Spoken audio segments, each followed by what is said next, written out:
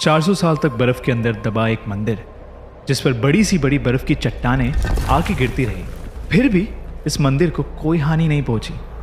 और फिर कई साल बाद जब बर्फ पिघलने लगी तब ये मंदिर सामने आया और साइंटिस्ट और जियोलॉजिस्ट इसे सही सलामत देखकर दंग रह गए। एक ऐसा मंदिर जिसके दर्शन करने पर माना जाता है कि मोक्ष के सभी रास्ते खुल जाते हैं, क्योंकि महाभारत के अंत में शिव जी ने स्वयं यहाँ प्रकट होकर पांडवों को स्वर्ग का रास्ता दिखाया था। यह है शिव जी के 12 ज्योतिर्लिंग में से एक माने जाने वाला हिमालय की चोटियों के बीच बसा श्री केदारनाथ मंदिर। जय श्री केदार। उत्तराखंड में रुद्रप्रयाग नाम का एक छोटा सा शहर है जो खूबसूरत वादियों से सजा हुआ है, और इन्हीं खूबसूरत वादियों में बसा है शिव जी के सम्मान में बना बाबा केदारनाथ मंदिर। इस विशाल मंदिर को हिंदुस्तान के सबसे पुराने धार्मिक स्थानों में से एक माना जाता है। केदारनाथ मंदिर का सबसे पहला वर्णन 7वीं सदी में लिखे गए स्कंद पुराण में किया गया था, और ये इस बात को दर्शाता है कि ये मंदिर कितना पुराना है। समुद्र के तट से 3584 मीटर ऊपर बसा ये मंदिर एक 6 फीट के ऊंचे पत्थर के प्लेटफॉर्म पे बना है, और यहाँ पे आपको सबसे पहले शिव जी के वाहन नंदी जी की पत्थर से बनी हुई एक सुंदर सी मूर्ति दिखाई देगी। नंदी महाराज के ठीक सामने है मंदिर का मुख्य भाग, जिसमें एक बड़ा सा मंडप बनाया गया है, जिसके बीचों बीच है मंदिर का गर्भगृह, जिसमें बसा हुआ है एक पिरामिड शेप का शिवलिंग। और ऐसा शिवलिंग आपको कहीं देखने को नहीं मिलता। बर्फीले पहाड़ों के बीच बसे इस मंदिर से कई हैरान कर देने वाली बातें जुड़ी हुई हैं। कहा जाता है कि इस मंदिर को पांडवों ने बनाया था। मान्यता के अनुसार महाभारत के युद्ध में अपने गुरु और अपने भाइयों का वध करने के बाद पांडव खुद को अपराधी मानने लगे थे, पापी मानने लगे थे, और फिर युद्ध के बाद उन्होंने कई वर्षों तक हस्तिनापुर पर राज किया। पर जब इतने समय बीत जाने के बावजूद उनके मन को शांति नहीं मिली, तो वो अपनी समस्या का समाधान ढूंढने के लिए ऋषि वेद व्यास के पास जा पहुंचे। और फिर वेद व्यास जी ने उनसे कहा कि अपने पापों से मुक्ति पाने के लिए उन्हें शिव जी के शरण में जाना होगा। इसके बाद पांडवों ने अभिमन्यु के पुत्र परीक्षित को सारा राज्य सौंप दिया और द्रौपदी के साथ शिव जी की खोज में काशी चले गए। लेकिन जब काशी में भी उन्हें भगवान शिव के दर्शन नहीं मिले, तो उन्होंने काशी छोड़ दी और यहाँ से वहाँ भटकने लगे। पांडव जहाँ भी शिव जी को ढूंढते हुए पहुँचते, शिव जी वहाँ से कहीं और चले जाते। आखिरकार शिव जी उत्तराखंड के गुप्त काशी में जाकर बस गए।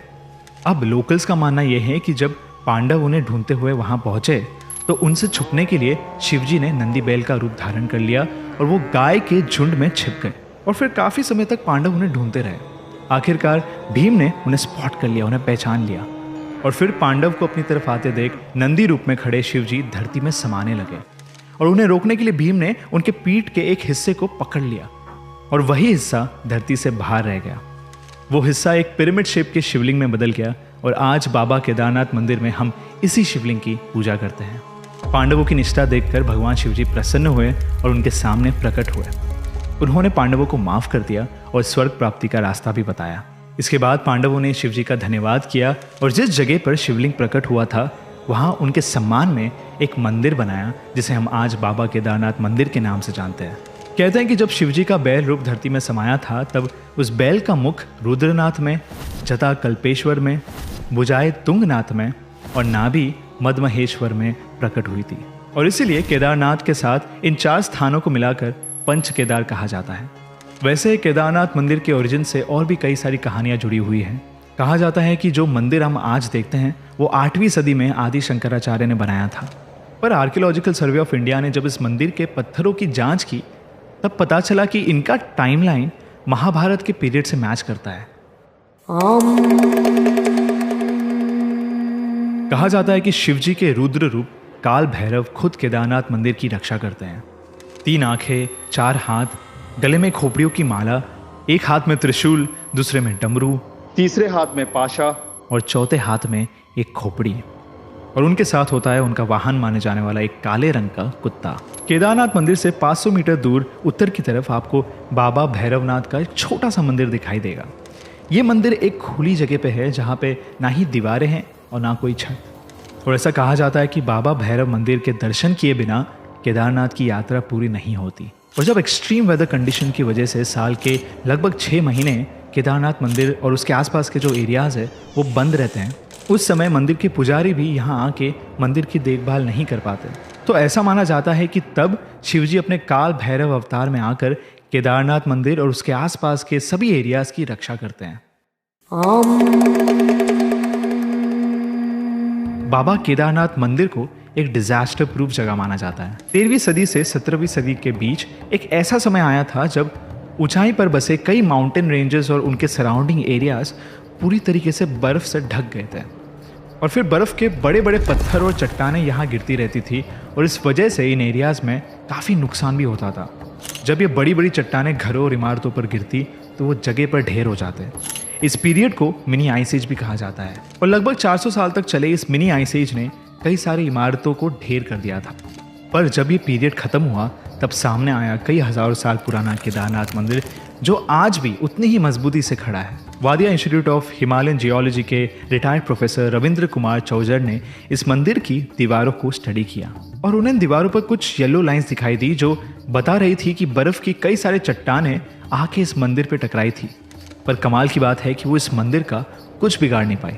तो इस स्टडी से ये भी साबित होता है कि केदारनाथ मंदिर 400 साल तक बर्फ के नीचे दबा हुआ था और इतनी मुश्किल का सामना करने के बावजूद सही सलामत खड़े इस मंदिर को लोग आज डिजास्टर प्रूफ मानते हैं।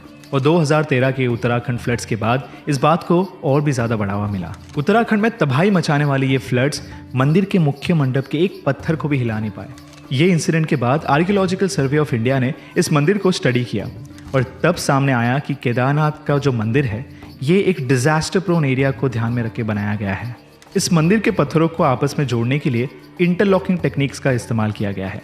इस टेक्निक में पत्थरों को आपस में फंसाकर एक मजबूत जोड़ बना दिया जाता है ताकि बड़े से बड़ा एक्सटर्नल फोर्स भी इसे अलग ना कर सके। लेकिन सबसे कमाल की बात यह है कि सोर्सेस के अनुसार इंटरलॉकिंग टेक्निक्स को हिलेरी फिशर पेज ने अर्ली 1900 में डिस्कवर किया था, पर हमारे पूर्वजों ने कई सदियों पहले बनाए इस मंदिर के कंस्ट्रक्शंस में इस टेक्निक का इस्तेमाल किया था। तो क्या उनके पास पहले से ही इसका ज्ञान था, इसकी नॉलेज थी? जहां एक तरफ मंदिर का एडवांस आर्किटेक्चर हमें हैरान कर देता है, वहीं दूसरी तरफ इस मंदिर के डिजास्टर प्रूफ होने की वजह एक विशाल और रहस्यमय पत्थर को माना जाता है। 16 जून 2013 उत्तराखंड में आए तबाही मचाने वाले फ्लड्स ने पूरे राज्य को हिलाकर रख दिया था। कई सारे बड़े पत्थर और चट्टानें पहाड़ों पे से केदारनाथ की बस्ती पे आ गिरे। इन चट्टानों ने केदारनाथ मंदिर के इर्द गिर्द बसे होटल्स और धर्मशाला को तहस नहस कर दिया। पर केदारनाथ का मुख्य मंदिर और उसके अंदर मौजूद सभी लोग इन खतरनाक फ्लड से सुरक्षित बचे हुए थे। खुद को बचाने के लिए बड़ी संख्या में लोग केदारनाथ मंदिर के अंदर आकर बैठ गए थे और तभी एक विशाल पत्थर बड़ी तेजी से मंदिर की ओर आने लगा। इस पत्थर को देखकर सभी लोग डर से कांपने लगे, पर तूफान की तेजी से आ रहा ये पत्थर अचानक मंदिर के कुछ ही मीटर की दूरी पर रुक गया और फिर इसके बाद जब कोई भी चट्टान मंदिर की तरफ आती तो वो इस पत्थर से टकराकर या तो टूट जाती या फिर अपना रास्ता बदल देती और लोग इस दृश्य को देखकर दंग रह गए थे। और लोकल्स की माने तो ये पत्थर पूरे समय मंदिर की रक्षा करता रहा। कहा जाता है कि इस पत्थर को देखकर लोगों को भीम का गदा याद आता है। इसकी मदद से भीम दुश्मनों का नाश करते थे और लोगों की रक्षा करते थे और इसीलिए इस पत्थर को भीमशिला नाम दिया गया। आज ये पत्थर केदारनाथ मंदिर का एक मुख्य भाग बन गया है और मंदिर के साथ साथ लोग इस पत्थर की भी पूजा करते हैं। पर जरा सोचिए कि क्यों ये पत्थर केदारनाथ मंदिर से कुछ ही मीटर की दूरी पे आके रुक गया? क्या सिर्फ ये कोइंसिडेंस है या फिर एक चमत्कार? भीमशिला पत्थर की कहानी आज भी एक गहरा राज है। केदारनाथ की मुश्किल यात्रा तय कर हर साल लाखों की संख्या में यात्री मंदिर के दर्शन करने जाते हैं और सुंदरता और भक्ति का एक यूनिक कॉम्बिनेशन माने जाने वाला बाबा केदारनाथ मंदिर 12 ज्योतिर्लिंगों में से सबसे ऊंचाई पर बसा मंदिर माना जाता है। अगर आप 12 ज्योतिर्लिंगों के बारे में जानना चाहते हैं तो हमारे इस वीडियो को देख सकते हैं। और आपको हमारी ये वीडियो कैसी लगी हमें कमेंट्स में जरूर बताइएगा। वीडियो पसंद आया हो तो don't forget to like and share और ऐसे ही अनकही, अनसुनी और अनदेखी कहानियों के लिए राज को सब्सक्राइब कीजिए।